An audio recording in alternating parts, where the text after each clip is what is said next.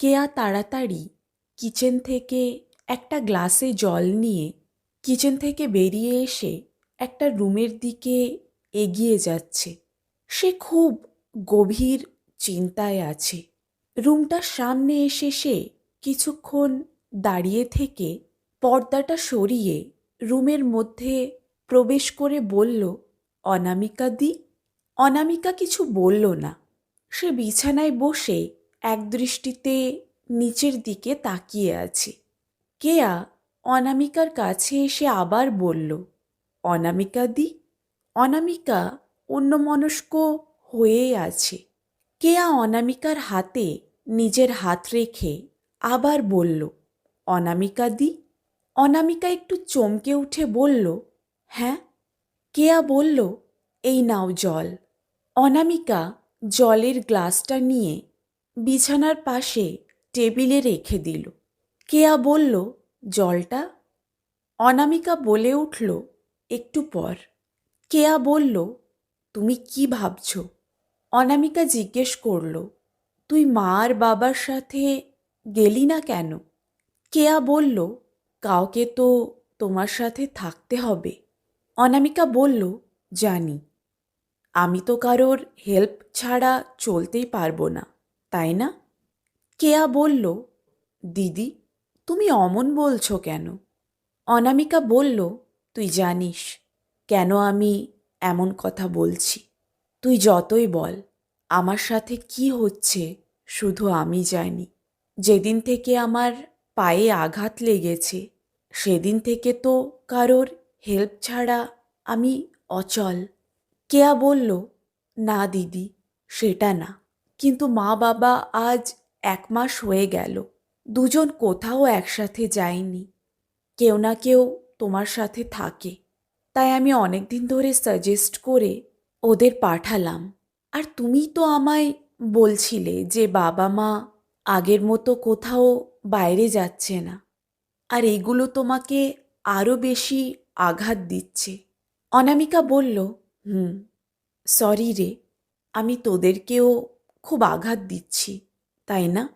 কেয়া বলল, না দিদি, তুমি এরকম ভাবলে আমাদের আঘাত দেবে। অনামিকা বলল, তোর সাথে কাটানো মুহূর্তগুলো হারিয়ে ফেলেছি, কিছু মনে নেই, আর মনেও পড়তে চাইছে না। নিজের উপর রাগ উঠছে, আর কখন কি বলতে হবে সেই মানসিকতাটাই যেন হারিয়ে ফেলেছি। সেই ঘটনাটার পর থেকে আমি কি বলছি নিজেই জানি না।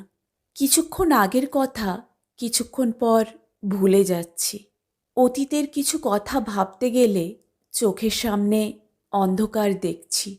গতকাল রাতে আবার সেই স্বপ্ন। এই স্বপ্নটা আমাকে আরও ভাবিয়ে তুলছে। কি মানে এ স্বপ্নের, কিভাবে বুঝব?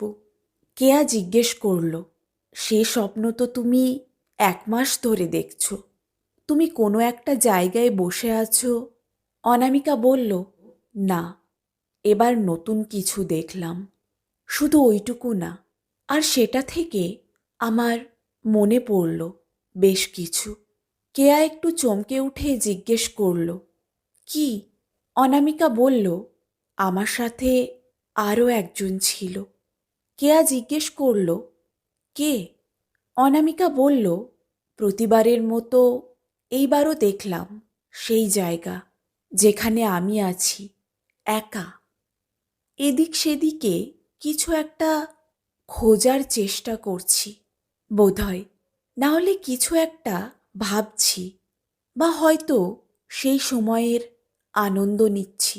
ঠিক বুঝতে পারছি না, কিন্তু আমি কখনো আনন্দিত, কখনো দুঃখিত। সে জায়গায় আশেপাশে অনেক লোক আছে। ধীরে ধীরে ভিড় বাড়ছে, কিন্তু সেই ভিড়ের মধ্যে কেউ একজন আছে যে আমাকে ফলো করছে।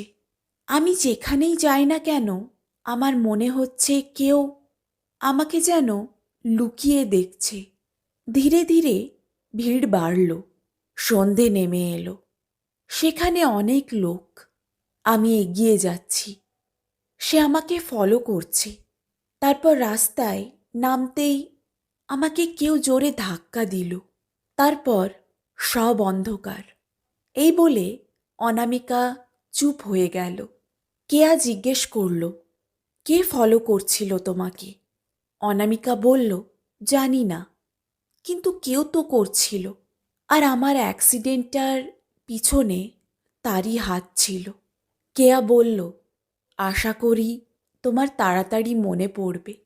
অনামিকা বলল, মনে পড়ে আর কি হবে? আমার পা দুটো তো আর ফিরে আসবে না, আর আমার স্মৃতিশক্তিও। খুব ভয় করে আমার। কেয়া বলল, দিদি, সব ঠিক হয়ে যাবে।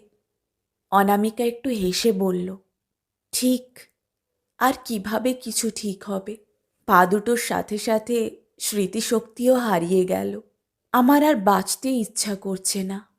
কেয়া বলল, না দিদি, প্লিজ অমন বলো না। অনামিকা বলল, আমি একটু ঘুমাতে চাই।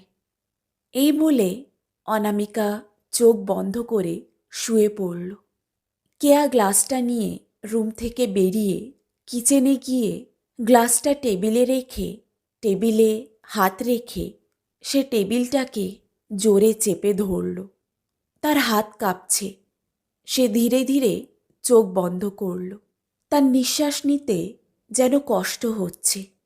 সে ধীরে ধীরে বলে উঠল, অনামিকা দি, সেদিন তুমি ছাড়া সেখানে একজন নয়, দুজন ছিল। কেয়ার মনে পড়ল সেই দিন, যেদিন অনামিকা একটা জায়গায় কার অপেক্ষা করছে। পিছনে একটা মস্ত বড় গাছ। তার পিছনে কেয়া দাঁড়িয়ে অনামিকাকে চুপি চুপি দেখছে। বেশ অনেকক্ষণ অপেক্ষার পর একটা ছেলে এসে অনামিকাকে পিছন থেকে ডাকল, অনামিকা। অনামিকা পিছন ফিরে বলল, রাহুল, আমি তোমাকে ছাড়ব না। এত দেরি? রাহুল বলল, সরি, ট্রাফিকের কারণে। এই নাও। এই বলে রাহুল অনামিকাকে একটা গিফট দিল। অনামিকা খুলে দেখল একটা নেকলেস। রাহুল অনামিকাকে নেকলেসটা পরিয়ে দিল। কেয়ার যেন এসব দেখে খুব রাগ উঠছে। অনামিকা আর রাহুল এদিক সেদিকে ঘুরে অনেক সময় কাটালো। সন্ধে নামতেই তারা দুজন সেই জায়গা থেকে বেরোতে লাগল।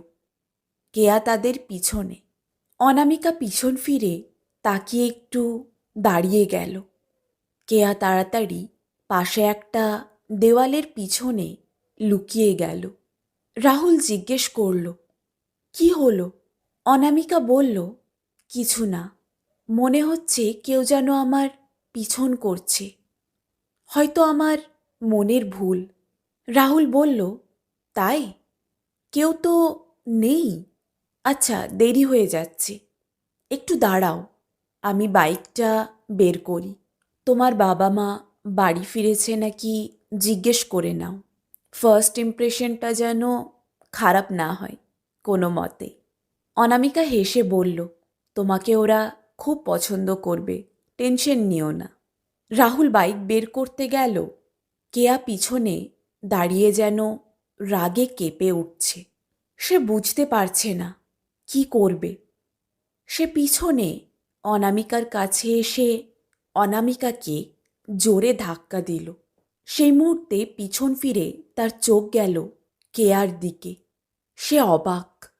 সে রাস্তার মাঝখানে পড়ে যাচ্ছিল। সামনে একটা বাস। রাহুল ছুটে এসে অনামিকাকে বাঁচাতে গেল। তখনই বাসটা দুজনকে ধাক্কা মেরে চলে গেল। অনামিকার পা আর মাথায় আর রাহুলের মাথায় ভয়ানক আঘাত লাগে। কেয়া সেখানেই দাঁড়িয়ে দেখতে থাকল, আর কি করবে বুঝতে পারল না। ধীরে ধীরে অনেক লোক জমা হয়ে গেল। কেয়া ভয়ে কাঁপতে কাঁপতে কিছুটা দূরে গিয়ে তার পার্স থেকে মোবাইলটা বের করতে লাগল। তার হাত কাঁপছে। কোনো রকমে সে মোবাইলটা বের করে অ্যাম্বুলেন্সের জন্য ফোন করতে লাগল। কিচেনে দাঁড়িয়ে কেয়া নিজের চোখ খুলল। তার চোখে জলে ভর্তি। কেয়া নিজের রুমে গিয়ে বিছানায় বসে জানলার বাইরে আকাশের দিকে তাকিয়ে বলল, রাহুল, তুমি হয়তো দেখছো আমি যে কাজ করেছি তার ক্ষমা হয় না। আমার তোমার প্রতি ভালোবাসা এমন ভয়ানক হতে পারত কোনো দিনও ভাবিনি। সেই কলেজের সময় থেকে তোমায় দেখা মাত্র ভালোবেসেছিলাম, আর ভেবেছিলাম তুমি আমাকে ছেড়ে দিদিকে কেন ভালোবাসতে। আজ আমি বুঝতে পারছি কেন। কিভাবে এই পাপের প্রায়শ্চিত্ত করব জানি না। গল্পটি এখানেই শেষ করলাম। ভালো লেগে থাকলে ভিডিওটিকে লাইক, শেয়ার, চ্যানেলটিকে সাবস্ক্রাইব আর নিচে কমেন্ট অবশ্যই করবেন। Thank you for watching and listening.